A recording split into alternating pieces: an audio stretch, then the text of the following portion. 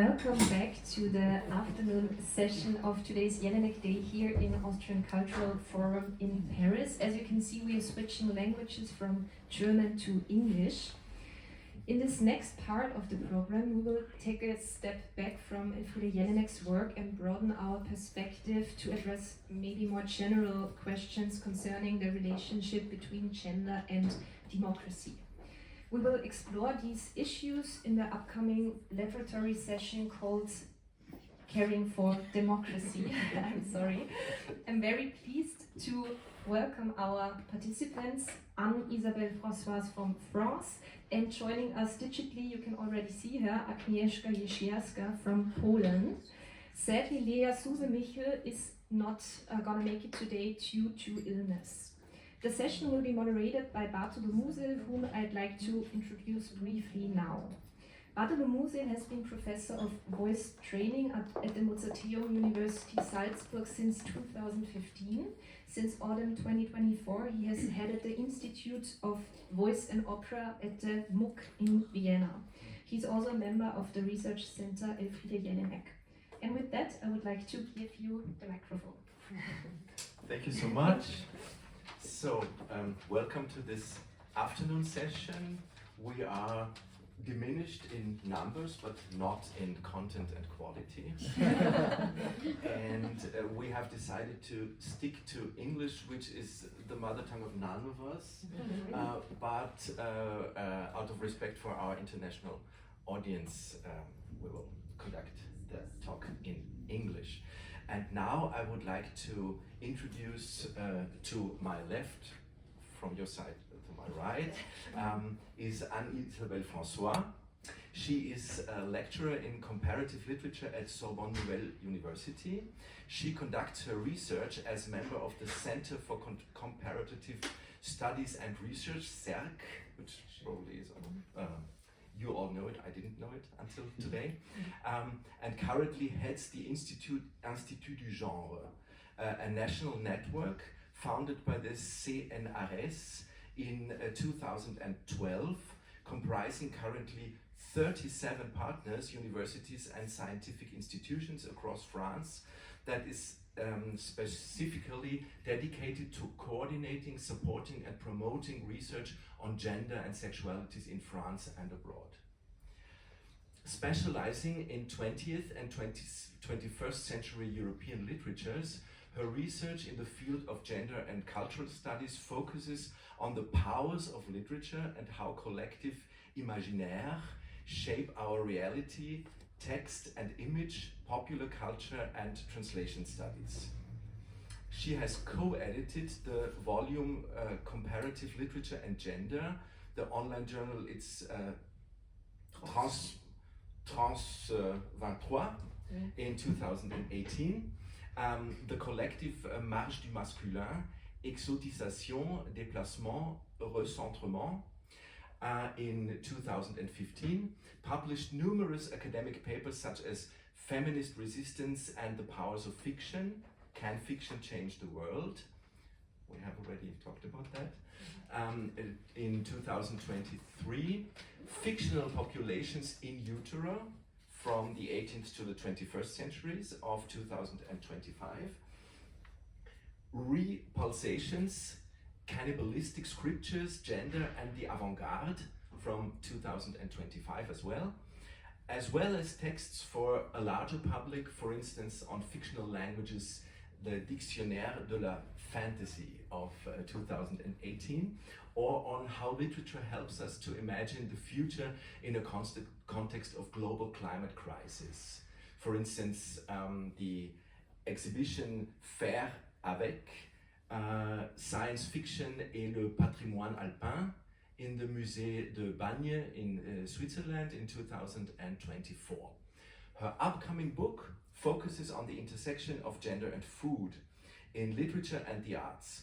And her current research project deals with the common expression mother tongue, langue maternelle, Muttersprache, as resilient artifact condensing political, ideological, emotional and gendered issues and discourses.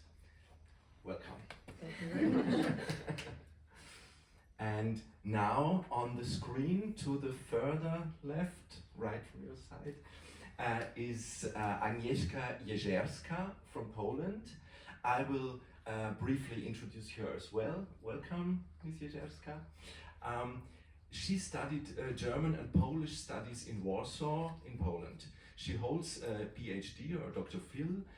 She is a research assistant at the Institute of German Studies at the University of Warsaw. Her main research areas include German-Polish literature transfer, the prose and drama of Elfriede Jelinek, materialism in German and Polish literature, contemporary Polish literature, dystopias in literature, climate change literature, and trans and post-humanism. She is co-editor of, among others, with Monika Szczepaniak, is that right? Szczepaniak, sorry. And Pia Janke, Jelinek's Räume, that was in Vienna in 2017.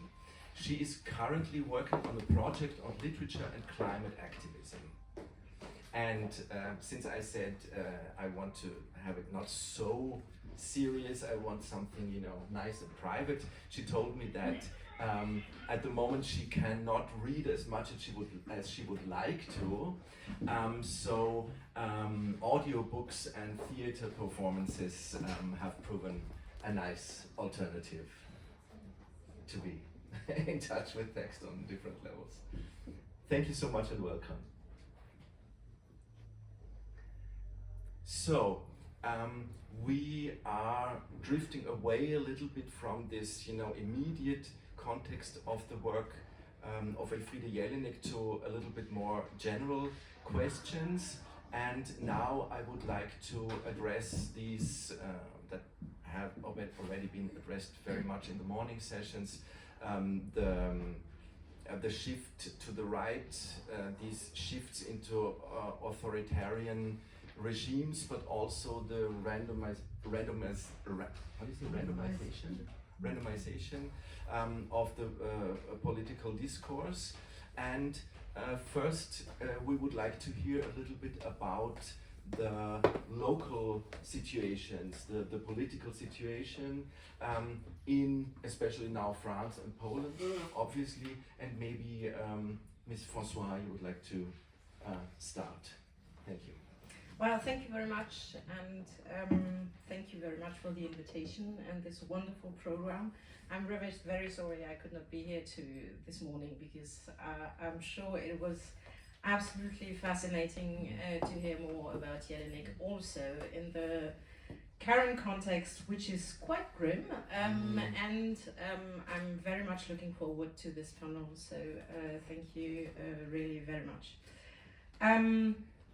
So I would like to start with a quick overview of the French perspective and the way it describes itself also in global tendency, because the panel is about caring for democracy, and especially how they affect women, but not only women, and minorities, I would say, in general, and, well, people as a whole. And so I would say that the global situation is undeniably marked, it's not news, by authoritarian shifts, and that these shifts also very much impact France, especially with the coming presidential elections next year. I'm not sure I'm looking forward to them, but who knows, maybe there will be good news. There have been good news in Hungary just a couple of weeks ago, so who knows. The issue, the main issue I would say, is that anti-liberal forces are currently hijacking and appropriating the concept of gender in particular. And so when gender is mentioned, and they never talk about women, they talk about gender because they can't attack women, they can only attack this concept or this scarecrow. So when gender is mentioned, it is never about gender, it is about seizing language, which very much resonates with Jelinek's work, and to seize concepts of the human rights discourse for the creation of anti-liberal and undemocratic alternatives.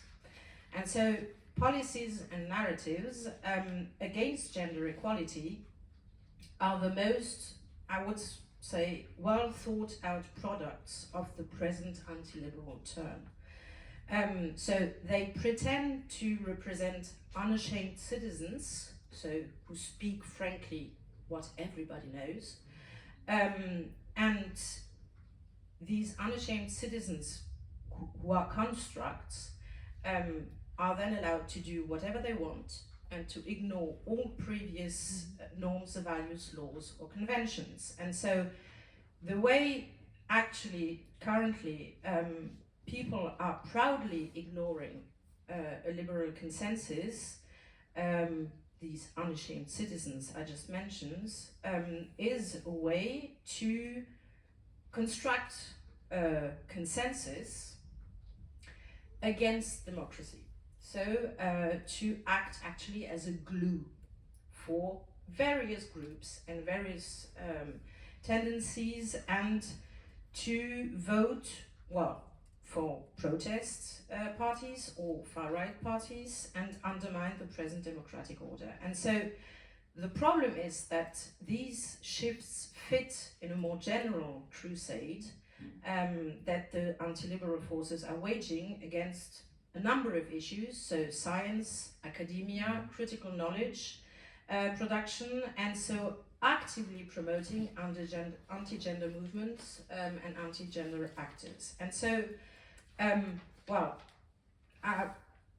one colleague who is Andrea Pető, who is professor at Central European University in Vienna and a research affiliate at the CEU Democracy Institute in Budapest, calls this a state of new Cold War. So this new Cold War, it's not waged between two blocs, it is, or states, but it's waged inside a specific national boundaries, and it is aimed to undermine national unity and to undermine this liberal consensus. And so she's the one who terms this idea that gender is a symbolic glue for all these groups and all these forces, and it is used to create these new blocks domestically and transnationally, because they are all in contact, and so to glue together forces that would otherwise not have much in common sometimes, and to undermine this national, well, cohesion, solidarity and trust. And so gender as symbolic glue refers to a metaphor that can tap actually into people's feelings of uncertainty about the world. And I mean, I'm uncertain about the world as well. I mean, I think we all are.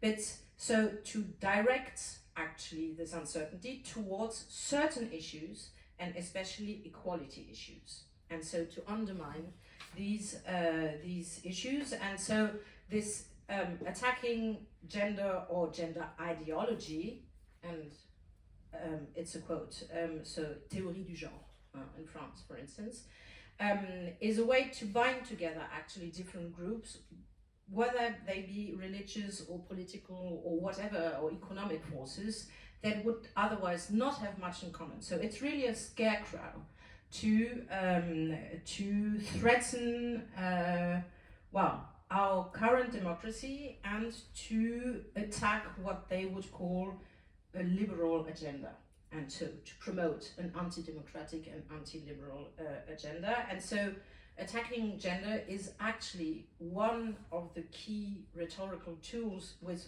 very visible consequences as pertains to, equality issues, or the health of women, or the conditions of women, and minorities in general. And so to create these broad alliances and to unite various actors that did not cooperate in the past. So I would say, so in as pertains to this global situation, France is no exception, and I'm afraid we're going to see very much the consequences of these examples next year during the election. And so it's, as I said, waged by very various and very different groups, and through generations and through political positionings and so on. And so, well, as you know, anti-feminism is not a thing of the past. It's very much alive in the form of masculinism in particular, but also in the form of women against feminism. So you have especially young women on Instagram, for instance, wearing t-shirts saying, I'm not a feminist, I'm against feminism, I don't need feminism because, and then you can choose whatever example you want. And so it is actually important for us, and I say, well, for me, but I hope for us, not only to closer examine these issues, and on women against feminism, there has just come out a book, Comment penser les résistances des femmes au féminisme in 2026, which is trying to, well, understand better this radical hostility that is very much documented, for instance, on the website womenagainstfeminism.com, where you have loads of examples. Or there has also been just an updated edition of a collective edited by one historian, one sociologist, and researcher in political science on masculinity movements and anti-feminist movements, donc anti-féminisme et masculinisme d'hier et d'aujourd'hui, so it appeared last year. And again, to show that it's absolutely not a relic of the past, but that, well, be it from Trumpism to incels, to, of course, social media, tech moguls and the masculinist declaration, etc. We are very much living in this climate, and in this context, France is really no exception. But again, I think we should be very careful not to give in to pessimism. It's very vocal, it's very visible, but it's not the only tendency that we are living in right now. And so I think I would like just quickly to mention, and we can come back to them afterwards because I wouldn't want to talk too long, but two examples which have had very visible and very impactful consequences in civil society, but also in law.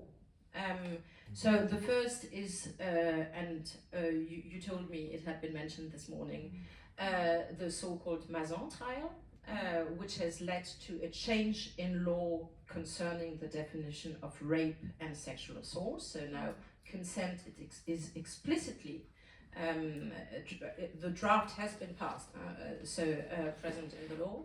And so, I mean, I'm very much open to talk about it more because I think it has been really a landmark, what happened there. And the second example I would like to mention is very specific to France, but I would very much like it to, well, be also visible in other countries than the French countries, which is the so-called feminist collage you see in the streets. And again, it has had an impact, not only because it is extremely visible, but also because now, 10 years ago, when a woman was killed by her partner, it was still called a crime passionnel. So he loved her too much, so of course he was going to kill her. Now, in the media, in civil society, not yet in the law, it's a feminicide. And so these are just two examples, are very grim examples again, but that show that we should not be intimidated by these global and local anti-liberal tendencies, but that there are means to react to them, to resist. And I'm sure in Poland as well. Thank you so much. Thank you very much for that very detailed diagnosis. And I would like to go over to Ms. Jezielska to tell us a little bit about the present situation in Poland. We have now already addressed actual political topics, but also the arts, also research. So we can go in detail in all of these points, maybe later or now, as you wish. Okay, thank you very much for the silver linings, because I'm not that optimistic when I look at the Polish situation right now. Yesterday I got an email from a feminine organization that for the past 2 years nothing happened in case of widening the abortion possibilities in Poland. Nothing at the parliament for 2 years. So it's really horrible, actually. And you mentioned the scarecrow of gender. Artur Pełka mentioned today Catholicism as a power, as an organization which has a severe impact on Austrian and Polish culture, and I couldn't agree more with him, because actually there is something what Polish Catholic Church created as a scarecrow ideology, gender, mispronounced not as gender but as gender. It seems that they have no idea what they are talking about. Actually, they have no access to this. They don't treat gender as knowledge, as something like a scarecrow, something horrible ideology which you can just compare only with communism or fascism or anything else. Like it's a destructive power for the Polish Church, and many people still pay attention to this. And actually, I would like to start perhaps with the Polish situation, because with Polish history and law, because it started a long time ago when we look at the communism. During the communism era, we had very, very liberal abortion possibilities. Abortion was accessible, was free in every public hospital, actually. No one was asking questions. After the fall of Iron Curtain, it changed a lot, because Catholic Church was offered actually a space, mental and physical sanctuary for people who were against the regime. So after the fall of Iron Curtain, it changed, because I guess one of the cheapest currencies in the world is female body. So women were betrayed, actually, and we lost the possibility of pro-choice.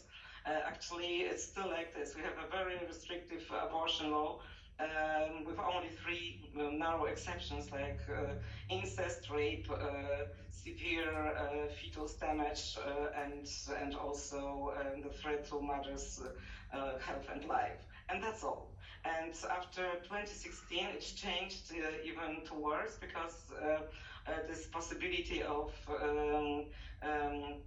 having a legal abortion in case of severe fetal damage and irreversible diseases, it also disappeared. And the women started to protest against it, because it's too much.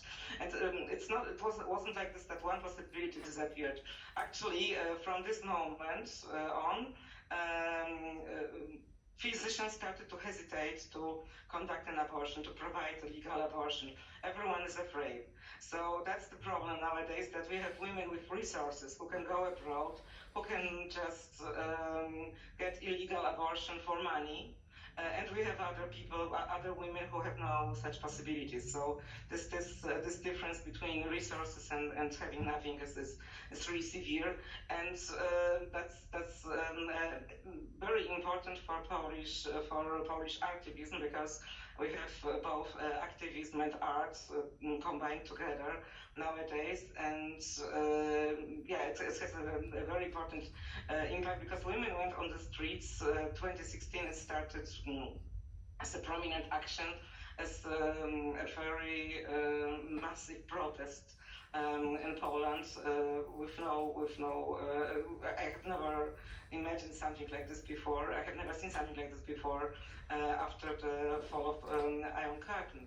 So women went to the streets, and the day when the first protest was conducted, it was a rainy day, so they took umbrellas. Umbrellas are usually black, So we have black protests, and these umbrellas it's a powerful symbol which was which appeared by chance actually, because umbrella can be a shield, umbrella can help you stay anonymous, umbrella can be weaponized, people with black umbrellas look like, I don't know, like an army, and so on and so on. And this symbol is repeated also in art, and many artists, many female artists start, not only female artists, because we have also male artists who support black protests as well, and many artists try to document this movement because it's exceptional. And also we didn't have such a history of feminism like in Western Europe. Till the 90s we haven't had feminism. There were isolated artists who can be today treated like feminists, but actually feminist is an offensive name in Poland, which is strange. Till today, it works like this: that people, if you want to offend someone, you can call a woman a feminist, and it's, for some people it still has that meaning. So there are many collectives and many groups, many artists who try to redefine, for instance, national symbols, male national symbols, which Polish tradition of nationalism, of being, because it's, the history is still his story in Poland, and we are just trying to discover the other way of history, these her stories. And I would say art is very important in this case, because there are books which were published a long time ago, like The Handmaid's Tale by Margaret Atwood, or The Unwomanly Face of War by Svetlana Alexievich in the middle of the 80s, and they just got an impact much more later. They were translated into Polish later, and actually this whole series based on the book by Margaret Atwood was a very important reference for Polish women who started during the first presidency of Trump. When he was visiting Warsaw, many women dressed like handmaids, and it was like it's funny because the colors are exactly the colors of the Poland flag. So it's both national symbol invented in this case, and I think also just literary references during the protests were very, very powerful. Handmade, I don't know, Harry Potter, whatever, like, I don't know, Bulgakov, Master and Margaret, and so on. Many references to art were quite important in that case, because I guess people were looking for common language, for shared values, for something they can identify with. So without art, it wouldn't be that powerful. And also we have many writers, also female writers. What Artur Peluka today mentioned, that Elfriede Jelinek was very important for Polish writers. Someone called her even a missing link of Polish feminine literature, because actually she was this link between Polish literature, which was Polish literature was looking for some icons, for some symbols, powerful symbols, and at the beginning it wasn't that easy, and Polish writers, Polish contemporary female writers, found their way back to the older Polish patterns via Elfriede Jelinek, because she was the first step. And actually it was also mentioned during this discussion by the Brazilian colleague, who said that publishing books, translating books, it's a very important step when we want to show something to the other culture. And it was that case that Nobel Prize for Elfriede Jelinek opened this possibility because she was translated earlier. And the publisher who decided to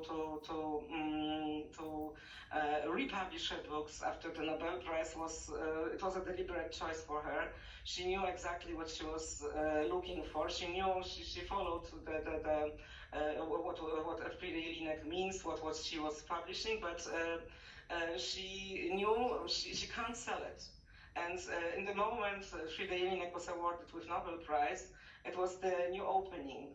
And it shows like this literary field works in Poland. If there is a prize, the author becomes more visible. That's the case also with Annie Ernaux in Poland, who started to be an icon after the Nobel Prize, not earlier. So it's quite important that we have this possibility to but it's somehow stupid, of course, but that's the only way to make female writers visible, how to show the broader audience that they are worth something, that they have an impact, that they count. The other way around, people just don't notice it. It's really sad, and I would say there are some positive bubbles, like people who go to the theater, who knew about Jelinek much more earlier, but actually for people who don't go to the theater, she wasn't a household name. The most important change was like this. So one of the tendencies is there are many tendencies to contemporary Polish art, how to conduct this artivism, like reinventing these national symbols. For instance, you have an anchor, which is an important symbol of Second World War and resistance against Germany, and it is also sometimes reinvented like a female symptom. Or there's one artist who made out of scarves of football hooligans a dress, a ball gown, which is like taking this tradition only from male groups and just reinventing them for women. So it's quite interesting. Also, we have this tendency that women are trying to show that I will just skip to another question. Women used to be isolated in Poland, and we have this powerful symbol of Polish mother. Who should be quiet, who should be nice, who should stand behind her man, and so on and so on. So it is changing. Going on the street, being acting the outrage, not being quiet is a big step. And this community women created during this protest is also exceptional, because we haven't had something like that before. Women were isolated, and now these powerful groups are a threat to authoritarian regimes. So that's why they are so suppressed nowadays. And also during the protest, the police was trying to arrest some women, to threaten women. It was really because this protests were peaceful. Women were going to the streets. They were posing no threat to anyone. They were just expecting that someone would listen to their message, but it wasn't dangerous in any way. But they were treated almost like perhaps not like terrorists, but hooligans. So it's like we can see that this authoritarian regime of Law and Justice was somehow insecure when they saw the power of women, of feminine protest. So perhaps I will stop here so we can discuss these issues.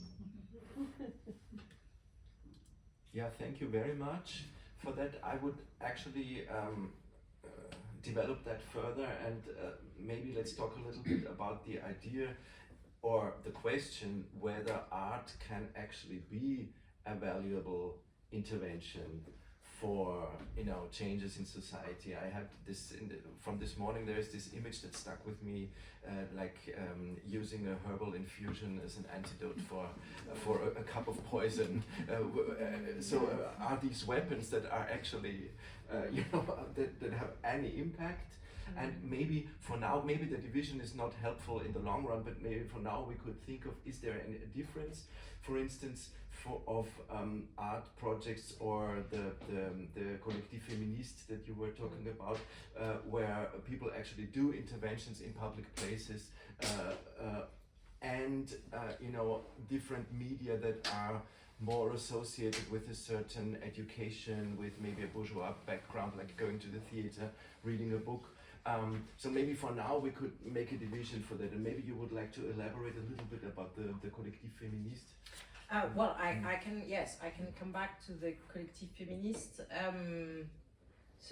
And then answer the question of whether art can change the world. I think we very much want to change the world. I'm not sure that art alone can do it, but it can definitely be a helpful ally. The feminist collectives, and just Agnieszka, in France, feminism as well is not necessarily a very positive way of talking about anyone,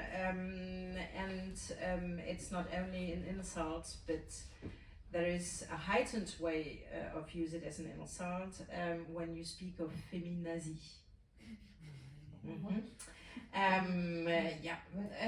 So feminism and Nazism. So if you are a woman who, well, as Jelinek would say, if you are an old hag who is promoting equality, you will be accused of being a feminazi, because you are actually wanting to impose on the society as a whole something that the unashamed citizens, of course, don't want.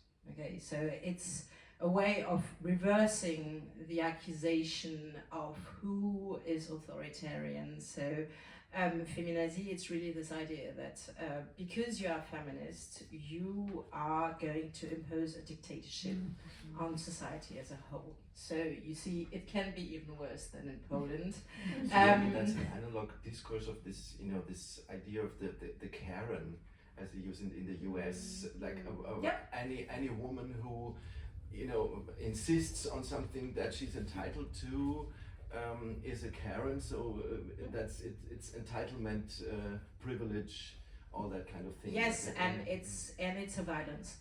It's a violence against the majority. Exactly. Yeah. You are imposing your. You're the dictator. Yeah. By promoting equality, you will be accused of being actually the one who is trying to destroy democracy, which is a way of understanding democracy, which is very particular, and you will be understood as the one who is actually doing violence against majorities or other minorities. Majorities and minorities, they speak of most of the time is traditional values, traditional families, men, etc.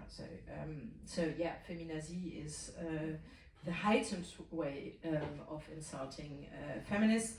But then I think we would be naive to think that it's ever going to stop. I mean, as long as you are in a political struggle, and it is political and it is economical, because it has very much to do with the system we are in, so late capitalism and commodification of bodies and neoliberal forces and so on, then you are necessarily going to be accused of being, trying to disrupt an order that is functioning so wonderfully well currently for everyone, as we very much know. So, to come back to these feminist collectives, so there exists a website which is called Collectif de recensement des féminicides conjugaux en France, which is an association, so which counts how many women are killed because they are women, which is the definition of a femicide, to use the English word. And so, on average, in France, which is no exception here, a woman dies at the hands of her partner every 48 hours. And so, in August 2019, Marguerite Stern, who used to be a feminine, decided to start a movement. Well, she decided she couldn't stand it anymore, and so to take action and declaring, I quote her, "We no longer want to count our dead." And so via her Instagram account, she gathered women, because it's mainly women, it's not exclusively women, it's women and allies in these feminist collectives. So she gathered women to paste messages. So it started in Paris, here. Well, maybe not here in the 7e arrondissement, but it started in Paris. In the streets of Paris, so to name and to pay homage to the women who had died in these circumstances. And so in 2019, so just before the pandemic, but it didn't stop during the pandemic, and the movement has gained momentum from there on, and so it's a lot of women, a lot of young women going out at night to illegally reappropriate, as you said, public space. And so it's actually very simple. So anybody can join. So you have loads of Instagram accounts. It's always the same system. So at Collage Féministe and then the name of the city. And so you use, it's black and white, you use white sheets, and you're going to paste just names, Odile, 48 ans, morte, and the date, etc. But it started with femicides, now it's much larger, these collages. It's also all to do with violence against children in particular, and so on. And so the letter size is standardized, it's A4, and the font is always the same. And so you have these graphic, very recognizable black and white charter all over the country. And so this, it's actually a very striking example of, crowd culture. There is no head of the movement. It comes, whoever wants to join, whoever wants to do a collage like this, it's possible. I think it also draws very much on the heritage of May 68, where they had very strong posters and graffitis and so on. I would say that it's a very effective way of changing society through art, because it's democratic. And this is the main difference I would make. To answer your question whether art can change the world, yes, art can absolutely change the world, but art is not enough. It has to have an impact also on institutions, to be clear, and on law. Agnes mentioned it as well. The law on abortion that is very restrictive in Poland, and Roe versus Wade in the US just a couple of years ago. And the question is not only, is abortion legal? Abortion can be legal if it's legal only in the, 10 first days of a pregnancy. It's de facto illegal. Nobody is going to have an abortion in the 10 first day, because most of the time you don't even know it. So the question is not only whether it is legal, it has to be legal, but also what are the rules for it to be legal.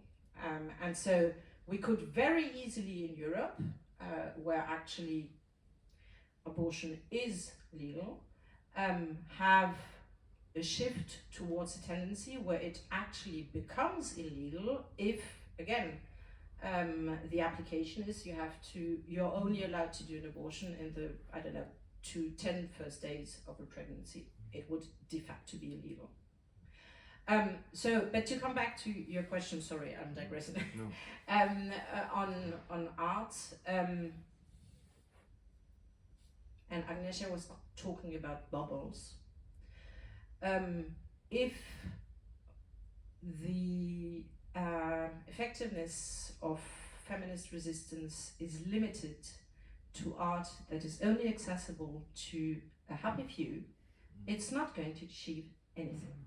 It's actually going to make the situation worse, because then it is considered as a bourgeois issue. And so if, for instance, you say, just to take one instance of a huge part of the publishing industry currently, dark romance is bad. It's not feminist. It's really, really bad because it shows that men are all violent and that women actually want to have this sort of abusive relationship, etc., etc. But the problem is, it's not a problem. The reality is that millions of women, young women, actually read dark romance and they enjoy it. It doesn't mean that they're not feminist, and it doesn't mean that they want this sort of relationship in reality. But if we prejudge and say, okay, because it's popular, it's bad, and only very elitist or avant-garde, or not very accessible, and I'm sorry to say, Jelinek is in this category, sort of production is feminist, then we're not going to achieve anything. And so, yes, I would very much say that art is a powerful tool. It's an extremely powerful tool. I mean, Agnieszka talked about Atwood, The Handmaid's Tale. During Trump's first term, not only in Poland, but actually all over the world, because it was the moment when the TV series came out, the first installment of the TV series, which was a massive success.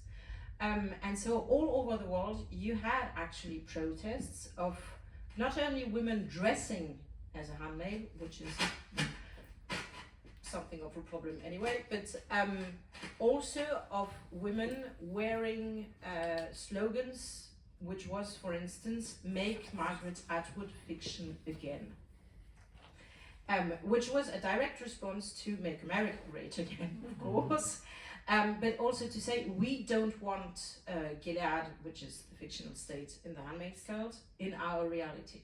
And so Harry Potter as well, or other examples, we need popular fictions to act as glue, to take up what I mentioned earlier.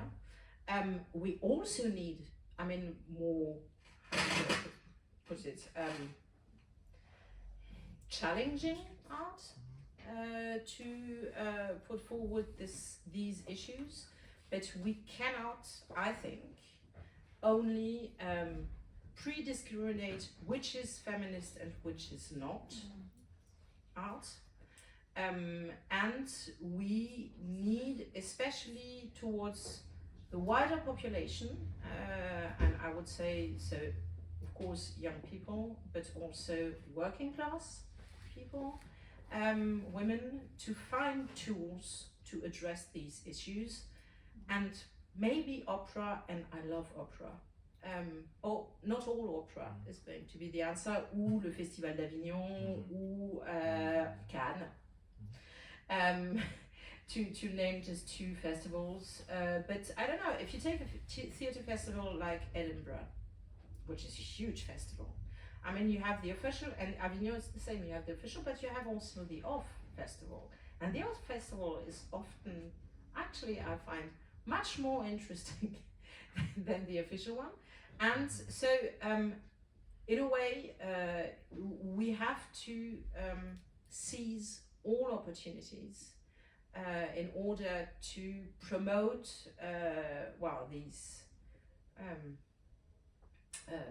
necessary struggles, and to find, how did you put it, Agnieszka? You said figures, characters with which we can identify, and who actually bring together loads of people, whether it be umbrellas or handmaids, and so it also has to be through popular fiction. Thank you very much. Agnieszka Jezierska, do you have anything to add to that? Yes, I couldn't agree more. I think it's this metaphor of blue. I love it. I think it's very important that we look for similarities, for common language, not for differences, and then for bubbles, and so on. The other side, I would say, is also aware of the fact that art can bring people together. And there are many examples of propaganda which is pretending to be art, like in Poland, the Pope, John Paul II, just this symbol, powerful symbol of the other side. We have a lot of monuments everywhere, and a lot of, I don't know, camp, which is not recognized as such, but people just, we have a lot of it. Or religious symbols, which are also, it's like a Potemkin art, I would call it. Like a sound art would be something what people can. It's also it's still divisive. It's still dividing what I'm saying. But I think the other side is also aware of the fact that we can achieve a lot with this kind of attracting people, right? So art is really powerful, and I think it's a very this grassroots art, I would call it, when people. Average people just share the symbols.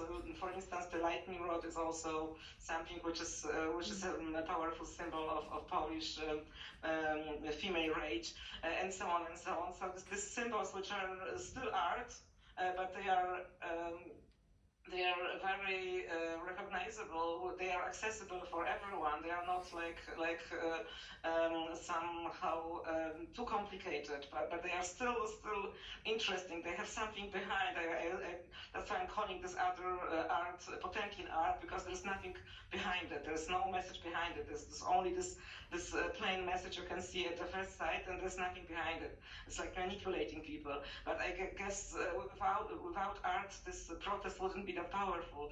People were enjoying inventing some new slogans for this protest. People were enjoying dressing somehow. People were enjoying creating new symbols and sharing them. And for instance, a rainbow is also a symbol which is very, very important in Poland, and so on and so on. So the symbols sometimes, which carry more meaning than only the surface, are quite important, and so people can communicate through art, and it's easy, and it's also opening. You can start talking to someone who has one symbol because it's recognizable. You can just make allies. You can find allies in this way. So I think it's really important that we have art, this possibility to find some common issues we can discuss, we can share, and so on. So in my opinion, it's crucial for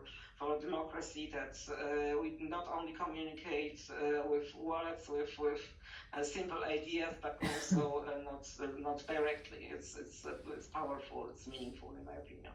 It's an impact. Thank you. Yeah, thank you very much. I was actually going to propose that term, the grassroots art, because it's like there is this overwhelming but not homogeneous, backlash we're experiencing, and you can do something on a scale that you can actually control. So you make a decision, you go out at night and you spray the name of a victim somewhere. It's something that you can actually do on a very small scale with very little preparation. Mm-hmm. On the other hand, also, thank you very much for mentioning the Potemkin art that we said, because it's I have been in discussions where there was a polarization, like the bad politics and the good art, and art is the medicine for everything. And I'm always saying, well, have you forgotten all the artists that collaborated with fascist regimes? Mm. And art is neither good nor bad. It's just what you do and what you make of it.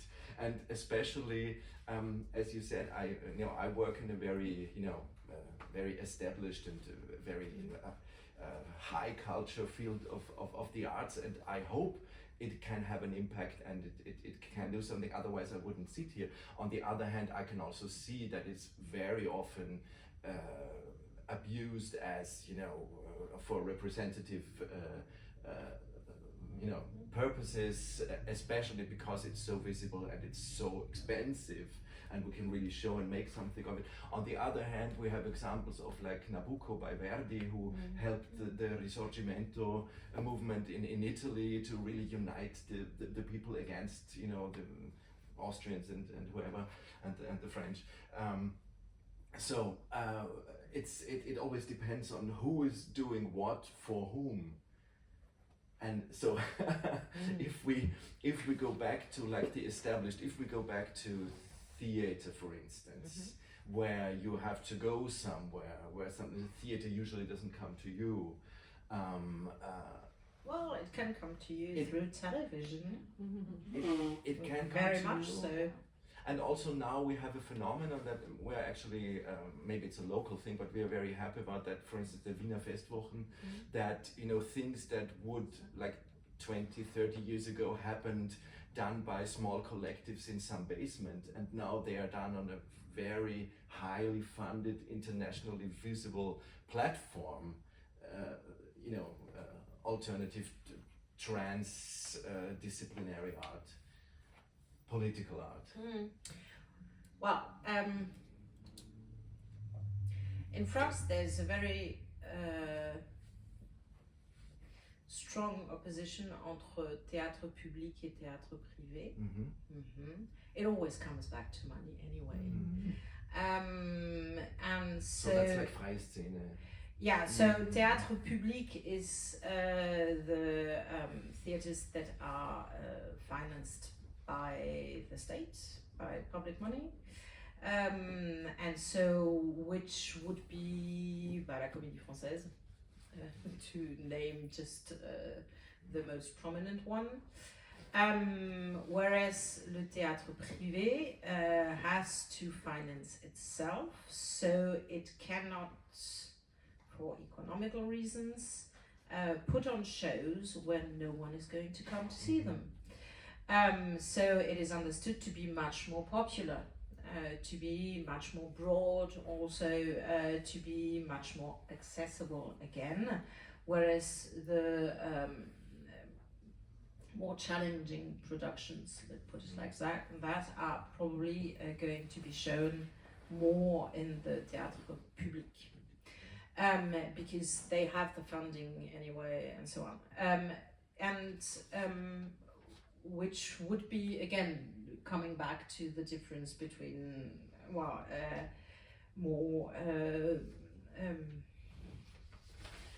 broader public and not so broader public, but maybe more challenging productions.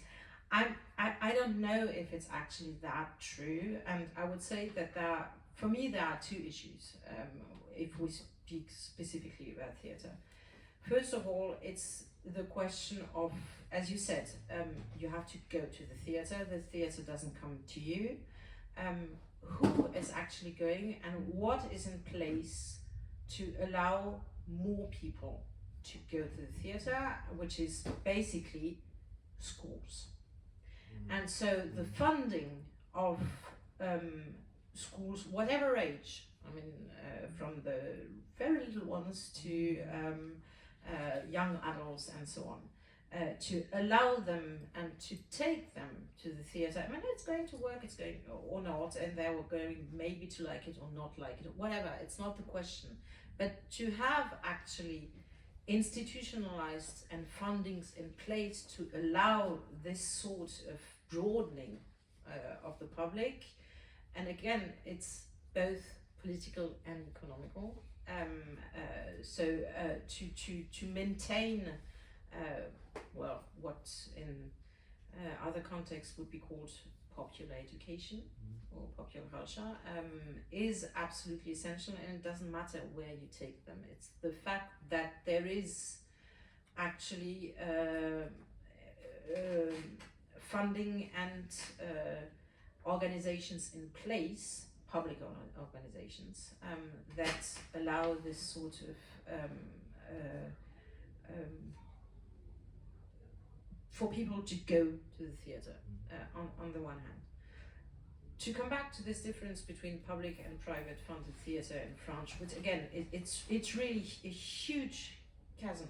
I mean, people themselves are going to, whether be it the public or actually people who make theatre, so writers and directors and actors and so on. They are going to define themselves whether they are public or private. So it's really a huge difference. There have been not so much now, but for years and years, public television in France. It still exists.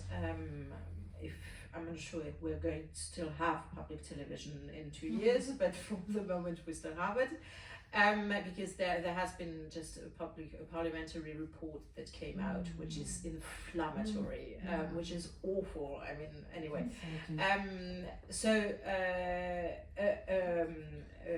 a show which is called Au Théâtre ce soir, and so Au Théâtre ce soir is television for the masses on public television. So it's mainly des pièces de boulevard, so trivial literature. To speak with Jelinek, the husband comes home and he finds his wife with a lover and so on. Something. Yeah, Fedor or creations. It's La Cage aux Folles, probably speaks to some people here. Which is just successfully shown as a musical in Paris.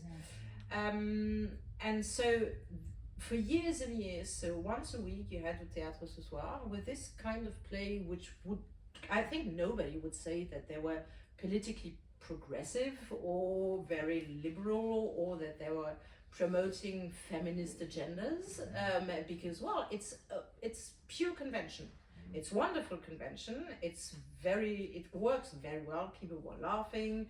You had great actors and so on. But nobody would have called that very neither avant-garde or political. nor political. But actually, when you look at it, and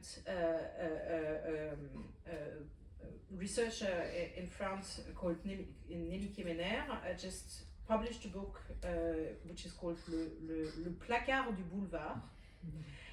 So the closet of boulevard theatre. She shows that when you take these, well, nearly three decades of plays de boulevard, you can actually see that it's extremely progressive because I mean, they're all dressed up and there's drug everywhere, and actually it's always a competition between two men, and well, who knows if these two men are not actually living together and actually desiring each other and so on.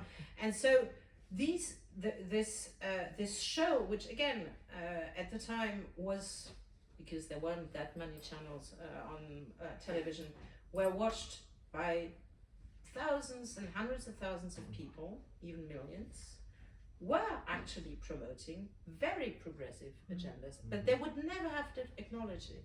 So therefore, again, I would say whatever means are good to promote these issues on the one hand, and yes, we have to help as many people as possible to go to the theatre, whatever the theatre. So you're saying it's like these TV shows, they were more like a barometer of things that were already subterraneanly changing and, you know, making a maybe I would and the law is always late. Behind. It takes some time before you actually pass into law what civil society has actually already accepted. I mean, be it gay marriage or abortion or adoption or whatever. I just came to my mind this one example of the French very popular French actress Delphine. What is this? Seyrig? I never know how to pronounce the name. Who actually reenacted a protocol of a woman who was interrogated by police and was actually tortured, and she reenacted this black and white film, and that actually changed the law. So it actually had an impact, that artistic product. So there is hope, maybe. No, I mean, I'm saying there's definitely hope.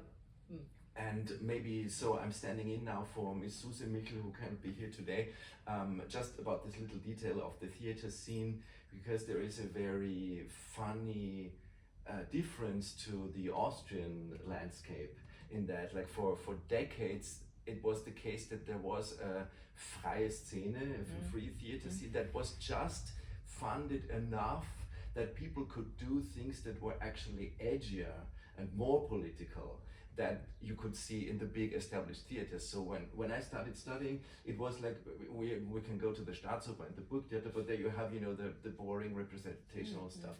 And in the free scene you could have like the edgy, these people, they got just enough funding that they could somehow survive, so they did not depend so much on, you know, doing something that was pleasing to like a majority of people. That changed a lot, interestingly, when Peimann took over the book theater, and then you could see like Heldenplatz and what was that famous Jelinek production? Sportstück, exactly. The Einer schläft 7 hours, or I don't know what it was. Thing, which of course, you know, there were a lot of, you know, bourgeois people protesting against it, but it was a reality. So maybe have we lost Mrs. Jezelska? A little bit, but she's back. She will be back. She is back already, she I is think, but she was lost for the last 1.5 minutes. Oh. Here she is again. Oh, and you look different. I'm sorry. I lost my connection with the computer, but I see. I see. I will try on the phone. Welcome back. We would be very curious to hear about the maybe theater landscape, theater and performance landscape in Poland. So I think theaters are quite exclusive in Poland, because we don't have cheap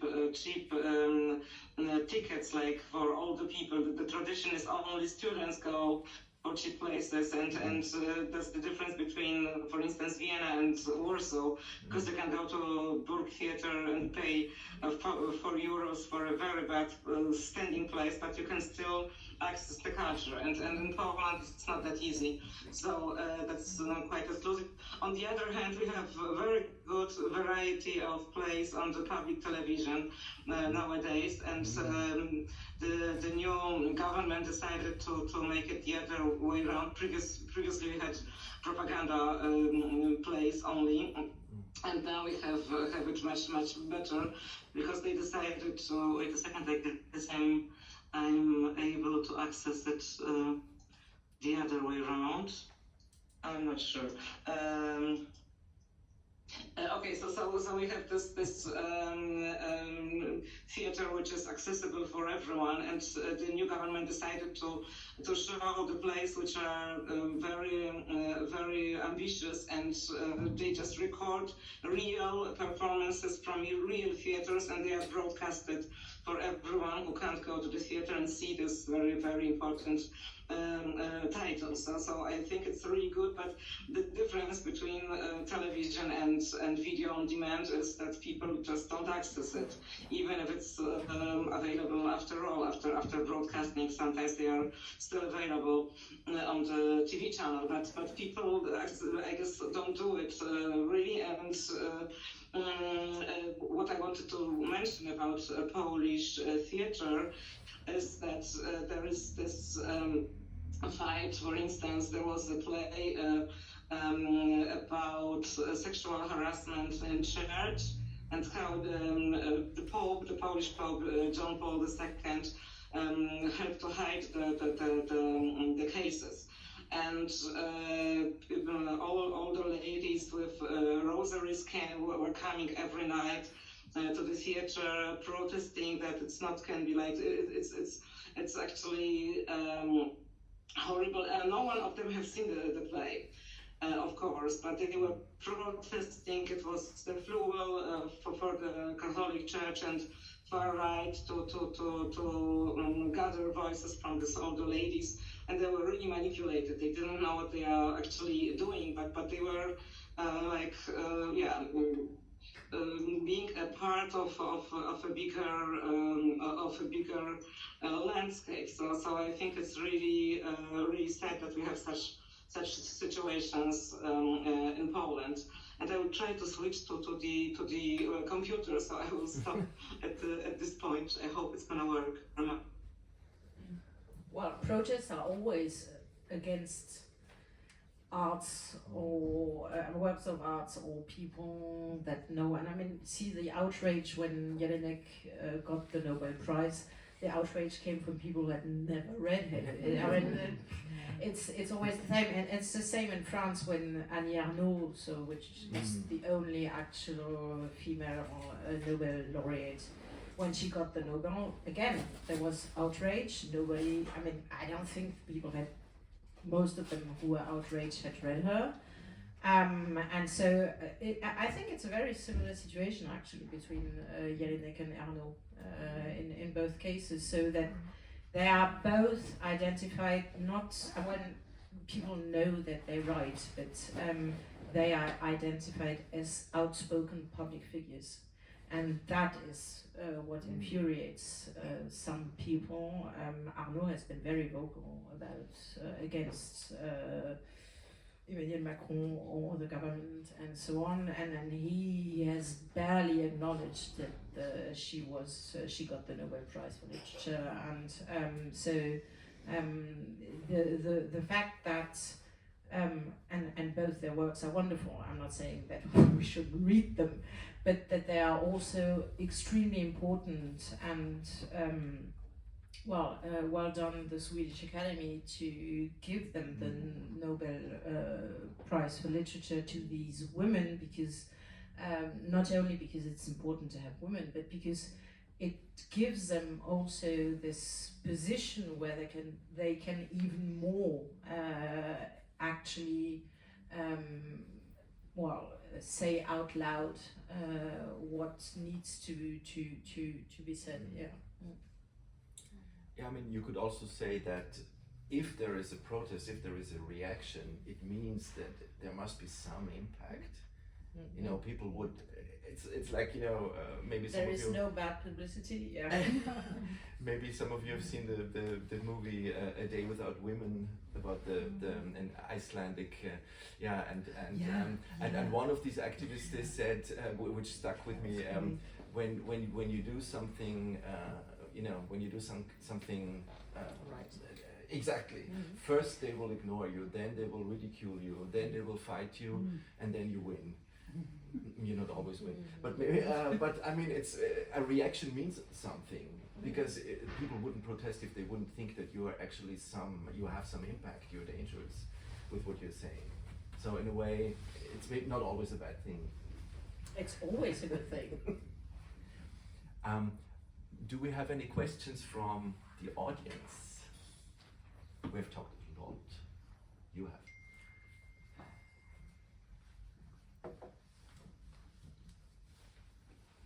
Oh, there's no reaction, so it's bad. It's bad. We have no.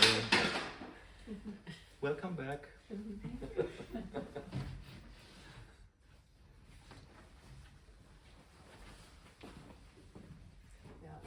Maybe coming back to this dark romance that you mentioned, which I must admit I'm not knowing it, but of course literature always has these two possibilities. On the one hand, it can be critical, kind of build an opposition, alternative to reality, but it can also affirm the kind of gender, dominant gender images, like all you have these thread wives, and I think even if you watch 100 time Instagram accounts on this, it won't become critical. But maybe I misunderstood you, because you said we should still work with it, but I'm a bit skeptical if also not literature also has a kind of very affirmative patriarchal side, and I agree. I don't think it splits up in popular literature and artistic literature. That's not the divide there, but maybe call it critical and affirmative or somehow. But the problem is that you have a preconception of what is critical and what is affirmative. And Janice Radway, who is, maybe you know her, who is an American scholar in literature, so she did a study which remains extremely important, which is called Reading the Romance. So in a little town, Midwestern town in the US in the 1970s, she joined a book club of ordinary housewives, I don't know how else to say it, who were passionate and mainly reading Harlequin books and very patriarchal romance and so on. And so she joined them because she wanted to understand what it did to these women, why they were doing it, and well, how to read the phenomenon. So without the preconception that, because yeah, I mean, it's always the same story. There's a young woman who falls in love with a powerful, handsome, maybe abusive, but always rich man, and it's difficult, and you have to overcome all sorts of trouble, but in the end, they get married. So I mean, you could argue that it's not a bit feminist, that it's really the opposite of feminism. And so she spent 2 years in this book club with these women. I mean, not the same women, but it's quite a lot of women. And so, I mean, her conclusion is not that it's not reinforcing stereotypes, but what she shows and what she got out of this study is that the women are perfectly aware that it's stereotypes, on the one hand. Second, and that they are very aware that there are conventions, narrative conventions, and that it's important. I mean, one of the pleasures of reading this sort of book is that you respect these narrative conventions and so on. That their reading of the book was mainly that, I mean, the rich, handsome, unavailable man in the beginning, well, he's changed by the heroine because in the end he marries her. So it's actually novels of female empowerment. I mean, they get him to marry them. And the fact that, yeah, I see that you're not convinced at all, but I'm just giving you the study as it is. I mean, read it. It's really, really interesting. And the fact that, I mean, these are housewives. Most of them don't work. They're at home with husband and children, so they have to take care of, well, the household. In the service of others and so on. But the fact that they allow themselves to take time to read fiction for themselves, which is a pleasure, actually can be read as a way, again, of, so you see the question, what is feminist and what is agency and what is probably not completely empowering. I totally get it, and I see what you mean, and well, I mean, I can have fun reading these books. If I only read, I don't know, Harlequin novels or Livy, I probably get bored very quickly. But the fact that millions of women do it doesn't mean that they believe what they read, that they are going to automatically act as these heroines in the fiction in their lives. And it doesn't mean, or I don't know, take 50 Shades of Grey, okay, which is a modern version of these Harlequin novels. Again, massive success, read mainly by women, mainly by middle-class women. So if we're going to interpret this and say, okay, I mean, they are just slaves to conservatism, and they are all potentially becoming tradwives who want to be in SMS relationships, etc., which is not what you're saying. I totally get it. But Well, we are prejudging. We are actually depriving these women of their voices, of their positions, and of their agencies. And so it's extremely important not to have just one conception of what a good feminist book should be. Because otherwise, I mean, the list is small and we're not going to talk to everybody. And if we don't talk to everybody, it can't work. So we're going not to agree on this one, and I totally get it, and it's fine. But yeah, my position is definitely with Janice Radway on this one, and the fact that I, as a French white woman, academic, and so on, I cannot determine what is the good feminism for a young 30 working class woman not living in a small town, not in Paris, and so on. If I decide, then I'm depriving her of agency, and it can't work, because there are more young women in the 30s who are not academics and not living in Paris than me. And so that is my position for books as well. I would do all I can to make them read something else than Marc Lévy, but hey, for the time being, they're reading dark romance or 50 Shades of Grey. Well, 50 Shades of Grey, it wasn't so much young women. It was middle-aged women. But I mean, if we didn't take that into account, we can't do anything. Then we remain in the bubble. Is there anything you would like to add to that, Ms. Jezierska? Maybe some kind yes, I was thinking about it because I would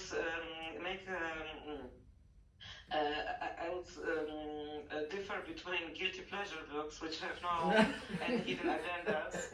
Like, yes, of course, people read that kind of books, but really, I observe something which is happening right now in Poland. There are books, for instance, Polish fantasy, written by male authors who just want to smuggle kind of political attitude and also attitude toward women, which I can't accept because women are raped and are happy being raped and so on and so on. So I guess there must be this thin red line which can't be crossed, or perhaps it's not that fixed, but there is a difference between books which are quite innocent in my opinion, and people can enjoy them like in their leisure time. And there are books also which can, for instance, for young women, for teenagers in Poland, we have now books which are from Wattpad, which are then printed in a book version without an edition, and in my opinion, they are just poisoning young women and showing them something which is quite dangerous. So I would agree on 50 Shades of Grey that this is still behind this red thin line, in my opinion. But there are some books which are really dangerous. I don't know, perhaps I'm too conservative in this moment, which I wouldn't wish for myself. But I think there is something like a bad intention in literature, or not realizing that the world we are depicting in such a literature can be somehow dangerous for people who don't have their own lives, don't have their own ideas, because these drag wives you mentioned, they have their lives, they have already something, that they have their identity. And I'm talking about people who still are looking for something. This Polish fantasy written by male authors is very important for Polish manosphere, which is developing in a wrong direction, in my opinion. I would differentiate. That's my opinion. I'm not sure. I'm just thinking aloud. But yeah, I don't know. I'm confused. Thank you. Do we have yes? Well, I'm not sure. I mean, this is opening a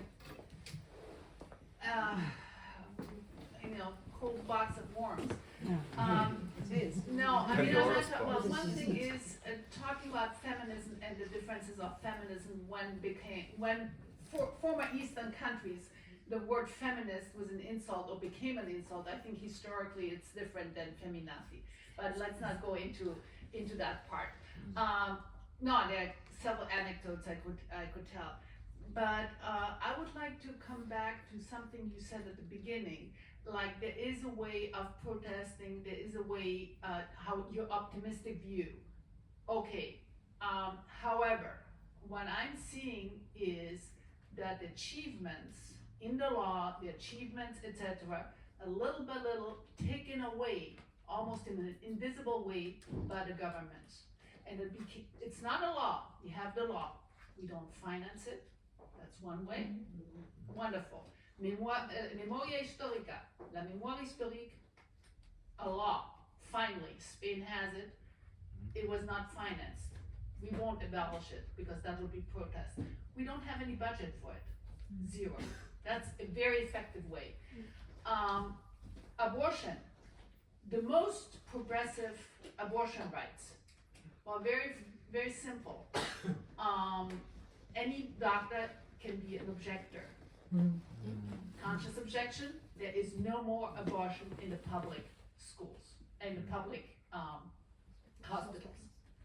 So, I mean, there's all these, I mean, these are very obvious ways. Simply, I'm not signing off on the grant that from the European Union on feminist history, of women history, women movement in the schools. 2 million, who cares?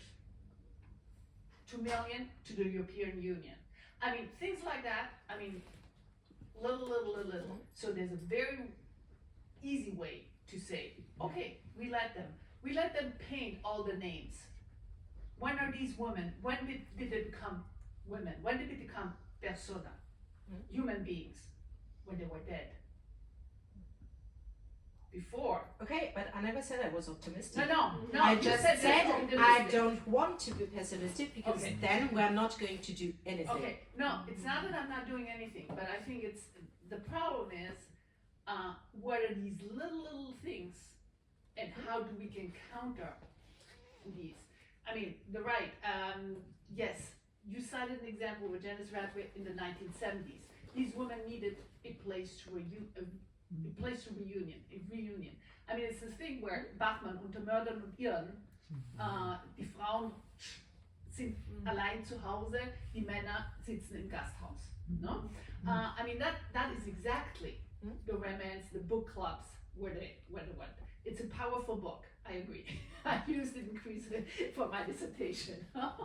But anyway, no, I think I'm just trying to a little bit maybe problematize the question of optimism and how much art can do, you know. Well, so anyway. So I'm going, you were blunt, I'm going to give a blunt answer. Art is not the answer. The only answer is political. That's it. It's political, so in the fact that yes, there are political agendas currently that must be counteracted by counter-political agendas, which is at every level. So you mentioned the European Union, of course, but I mean on the national and local level as well. And so yes, we have coming elections next year in France. It's going to be crucial. So that is absolutely one of the main issues, and well, art cannot compare because actually art, it shapes our reality undeniably, but it's not the law. So it's politics and economic system. So capitalist system in who has the money, who has the power, and so on. These are the two, for me, main battling grounds. But it doesn't mean that it doesn't go with art and education and so on and so on. And just to come back to Janice Radcliffe, yes, it's a wonderful book. But I mean, it wasn't the 1970s, but I mean, all the studies on, for instance, 50 Shades of Grey, they all show the same thing. I mean, now it's not a reunion in a book club, it's online and whatever, but or Facebook group or and so on. But it's again, it's this idea that you have these spaces where women can actually enjoy, guilty or not, I don't know, these elements, and that this can be a starting point then for a political movement. I know there is a stepping stone, and and you are very pessimistic, and I'm not saying that I'm optimistic. I just have to say that yes, it's harrowing what's happening. It is, in the sense that we are losing rights everywhere. It's a continued struggle, and the discourse is against equality and so on. Yes, I know. But if we give in, then we've already lost. That's all I'm saying.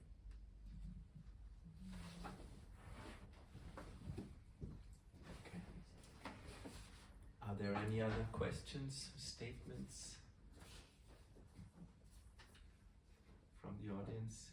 Maybe I would like to bring one little thing up, because it's now we are very on a very literal level of content, but we could also think of a practice of receiving art and dealing with art, not only making art but also receiving and dealing with it is I would call it a skill, in a way that maybe enables you to a more critical perspective on what's happening, and maybe that can be detached, not completely detached, but partially detached from the content of the things you are consuming. So maybe there are some thoughts on that. Yeah, I think it's quite important, because art can make some issues visible. Like, for instance, this feminist art incorporating LGBTQ+ questions. It's also something very important, and it's not only in galleries, it's on the streets. So I guess it's the first step. I would underline the meaning of art as a mean for widening the perspective of people who didn't think about something, who are not interested in an issue, and so on and so on. So art can be a possibility. And what you mentioned about this book club, I think it's quite important that we have this female communities, and they are crucial, because women, they are reading these books, but it's something that's not the only thing they are doing together.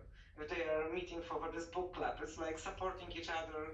It's like being together, sharing experiences, and so on and so on.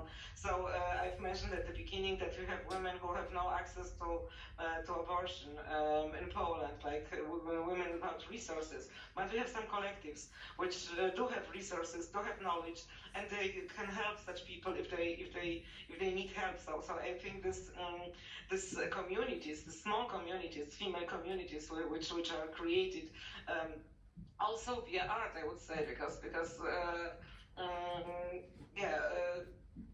I guess this for instance, this rainbow symbol for LGBTQ+ in Poland. There was a big rainbow in a public space in Warsaw, and it was like a powerful symbol for people who just felt invisible for a very long time. But what still is not represented in art in Poland, I would say, are refugees. That there are people who have no voice. I was thinking about this play by Jelinek, Die Schutzbefohlenen, where she is trying to show this other perspective.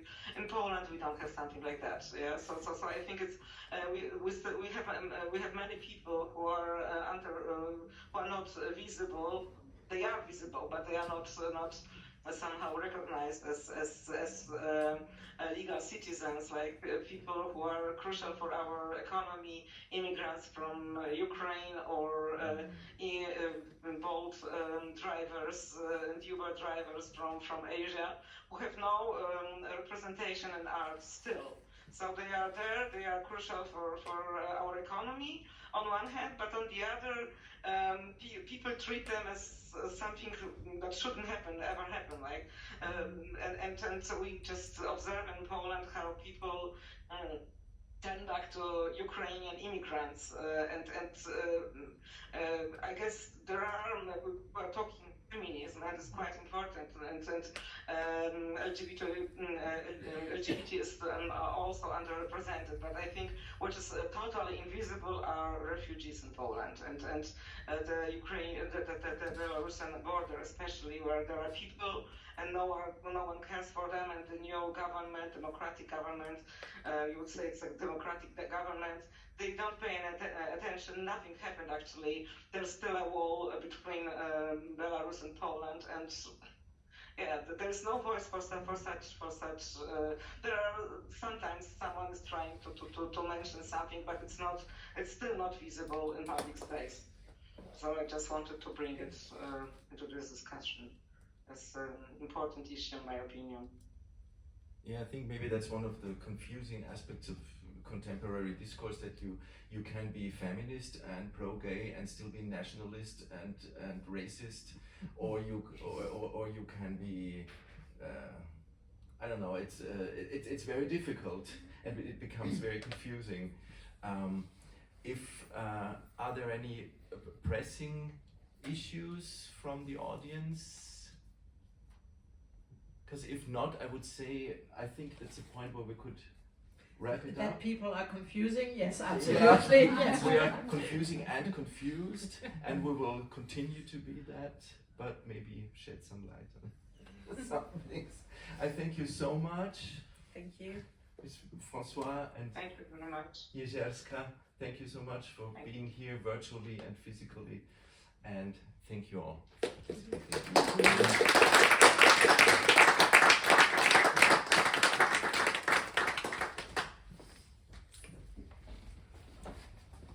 Thank you very much. Also in my name, just a quick note, we will have another short break now, and we will reconvene here at 6 p.m.